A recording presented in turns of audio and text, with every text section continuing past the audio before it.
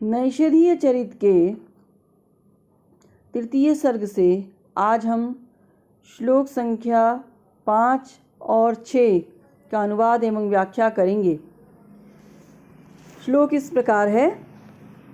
5वां श्लोक।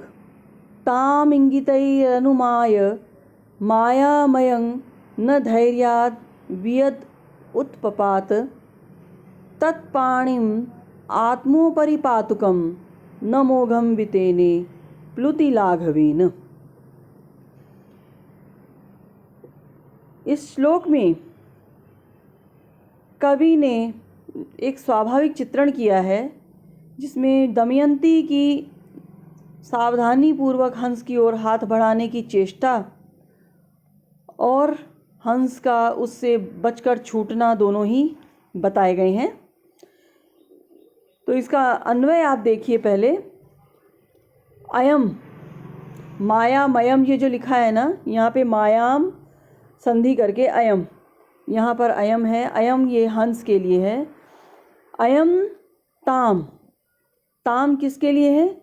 उस दमयंती के लिए है। मायाम, इस ताम मायाम, उसकी जो माया है, इंगितैः, और उसकी जो चेष्टाएं हैं। तो अयम ताम मायाम इंगितैः अनुमाय धैर्यात् वियत् नोत्पपात आत्मोपरिपातुकं तत्पाणिः प्लुतिलाघवेन मोघम वितेने।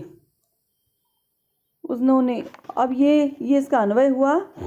इसका अर्थ देखिए।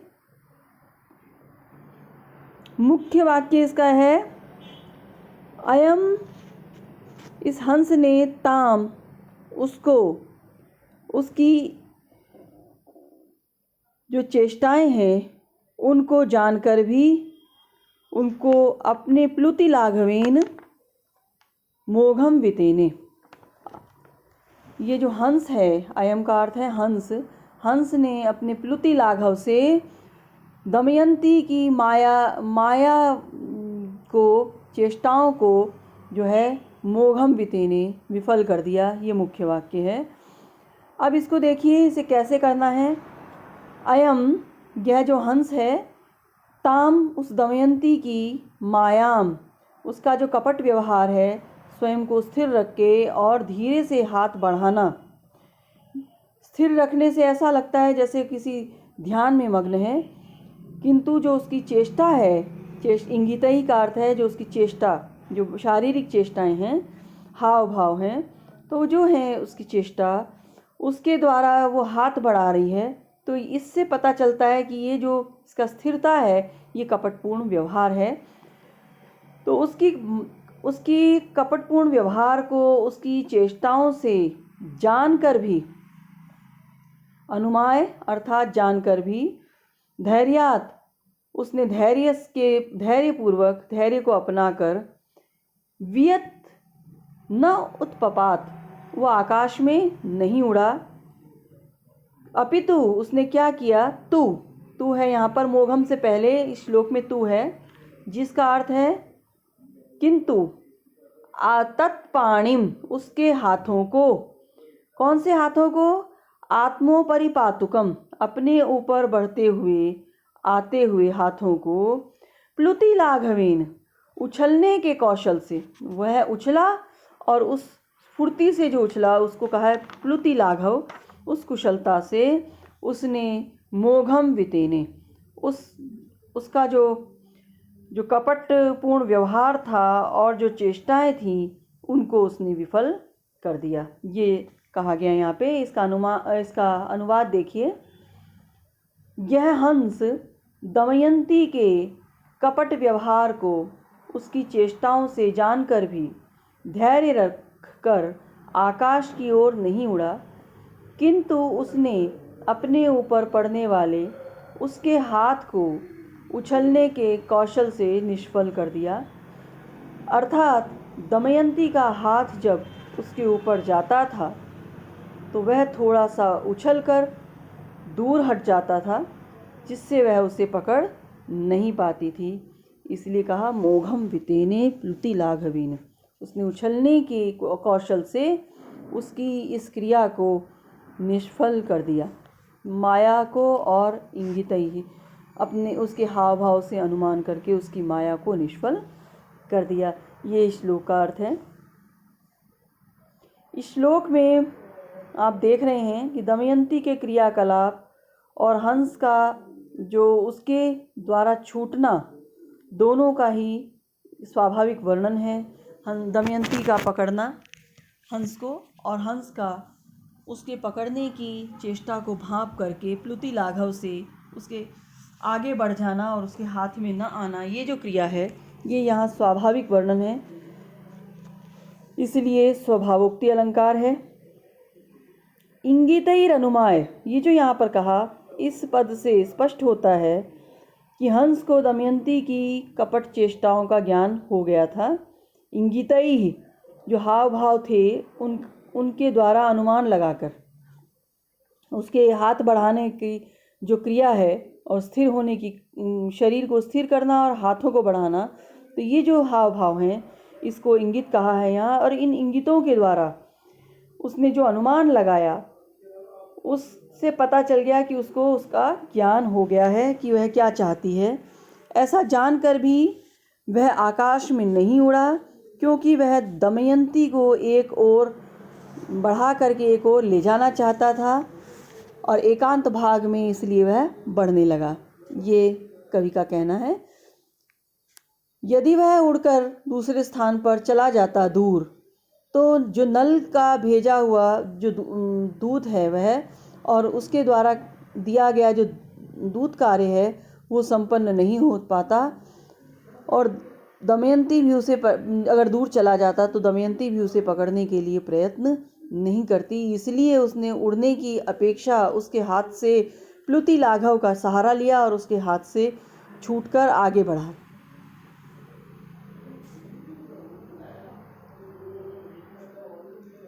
अब इसका व्याकरण देखिए। अनुमाय, अनु उपसर्ग है, मा धातु है, त्वा प्रत्यय है, और त्वा को क्योंकि पूर्व में उपसर्ग लगा हुआ है इसलिए ल्यप हो गया है। नोत्पपात, उत उपसर्ग है, पत धातु है और फिर लिट लकार का ये रूप है। आत्मोपरि पातुकम, आत्मनः उपरि पतनशीलः यह, जो अपने ऊपर गिरने वाला है ऐसा, तो आत्मनः उपरि पतनशीलः यह। पातुकम, पतनम शीलम अस्येति तम, और पत और उकय और द्वितीयांत है इसलिए पातुकम बना। उपरि पातुकम इति सहसुपा समास है यहाँ पर, और आत्मनः उपरि पातुकम इस प्रकार षष्ठी तत्पुरुष समास है। तत्पाणिम, तस्याह पाणिः, तत्पाणिः ये समास है यहाँ पर, षष्ठी तत्पुरुष समास है। प्लुति लाघवेन, प्लुतेह लाघवेन यहाँ पर भी तत्पुरुष समास है। प्लुति का लाघव अर्थात उछलने की जो कुशलता है। प्लुति में प्लु धातु और तिन प्रत्यय है, और वितेने जो है वि उपसर्ग तन धातु और लिट प्रत्यय लग करके यह शब्द बना है। तो ये है 5वें श्लोक की व्याख्या। अब आप छठा श्लोक देखिए। व्यर्थीकृतं पत्र रथेन तेन तथा अवसाय व्यवसायमस्याः परस्पराम अर्पित हस्ततालम तत्कालम आलिभिः अहस्य तालम। इस श्लोक में जब वो हंस छूट गया तो उसके जो दमयंती की सखियां हैं उन्होंने किस प्रकार से दमयंती का उपहास उड़ाया, इसका चित्रण इस श्लोक में किया गया है। अन्वय देखिए इसका। अस्याह, यहाँ पर व्यवसायम अस्याह जो ऊपर की पंक्ति में है, यहाँ पर अस्याह, फिर कहा व्यवसायम, उसका जो व्यवसाय अर्थात ये जो कार्य था जिसमें वो संलग्न थी, परिश्रम जन्य कार्य, हंस को पकड़ने का जो कार्य था उसको व्यवसाय कहा है। तो इसका जो व्यवसाय है, तेन पत्र रथेन, उस पत्र रथ कहा हंस के लिए यहाँ पर आया है। उस पक्षी हंस के द्वारा तथा उस प्रकार जो उछल करके थोड़ा सा उछल करके आगे बढ़ जाना, इस प्रकार व्यर्थीकृतम जब उसने व्यर्थ कर दिया, तब अवसाय यह जानकर तत्कालम उस समय परस्पराम अर्पित हस्ततालम परस्पर आपस में जो हाथ हैं परस्पर उनमें अर्पित हस्ततालम हाथ की तालियां दी, यानी कि हाथ से तालियां बजाते हुए, और कहा आलिभी यहाँ सखियों के द्वारा, अलम अत्यधिक अहस्यत हंसी, वो उपहास की पात्र बनी। ये यहाँ पर कहा गया है। अन्वय है इसका, अस्याह व्यवसायम तेन पत्ररथेन तथा व्यर्थीकृतम अवसाय तत्कालम परस्पराम अर्पित हस्ततालम आलिभिः अलम अहस्यत। सरल है श्लोक का अर्थ। अस्याह अर्थात इस दमयंती के व्यवसायम जो व्यवसाय है, जो उद्योग वह कर रही है, उसको तेन पत्र रथेन, उस पत्र रथ अर्थात पंख ही जिसका रथ है, हर हंस के लिए यहाँ पे ये प्रयोग किया गया है। तो उस पक्षी हंस के द्वारा तथा का अर्थ है जो पूर्व श्लोक में जो चित्रण किया गया कि प्लुति लाघव के द्वारा उसने उसके पकड़ने को व्यर्थ कर दिया, उसी को कहा है कि इस प्रकार तथा उस प्रकार थोड़ा उछल करके प्लुति लाघव से जिसने व्यर्थीकृतम व्यर्थ कर दिया, निष्फल कर दिया, किसको? उसके प्रयास को, उद्योग को, व्यवसाय को। तो ऐसा जानकर कि अरे ये तो पकड़ने में सफल ही नहीं हुई, बार बार उछल रहा है और वो जो है वो उसके पीछे दौड़ रही है उसे पकड़ने के लिए, और वो उछल के जा रहा है। तो इस प्रकार देखकर अर्पित तत्कालम, उस समय जिस समय हंस आगे बढ़ रहा था और दमयंती उसे स्थिर होकर पकड़ना चाह रही थी हाथ बढ़ाकर, उस समय परस्पराम अर्पित हस्ततालम, परस्पर हाथों से अर्पित हस्ततालम, हाथों में तालियां बजाकर, परस्पर का अर्थ एक अपने जो हाथ हैं आपस में हंसी मजाक करते हुए, उपहास करते हुए, ताली बजाकर, आलिभी सखियों के द्वारा, अलम अहस्यत उसकी बहुत हंसी उड़ाई गई। पर्याप्त, अलम का अर्थ है पर्याप्त, अहस्यत अर्थात वे हंसी, उसकी हंसी उड़ाई, उसका उपहास किया। ये यहाँ पर वर्णन है। आप अनुवाद देखिए इसका।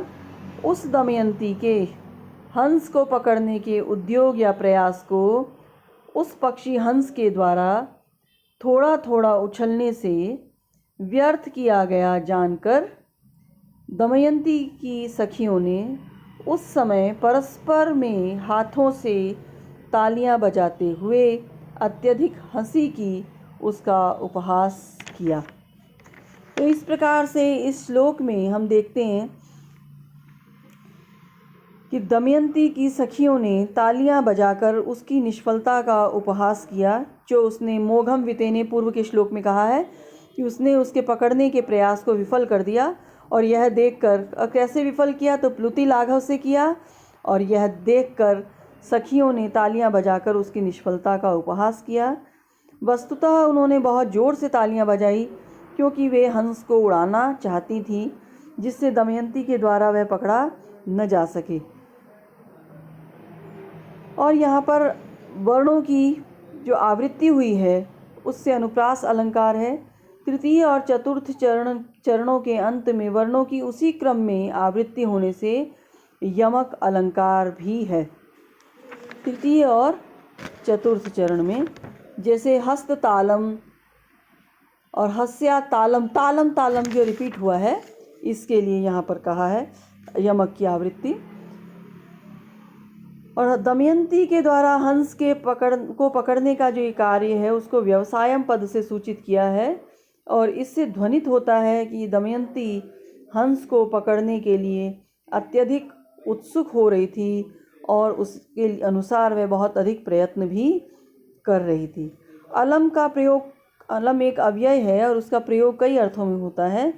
यहाँ उसका अर्थ है पर्याप्त, कि अत्यधिक उपहास किया उसका, यह अर्थ है,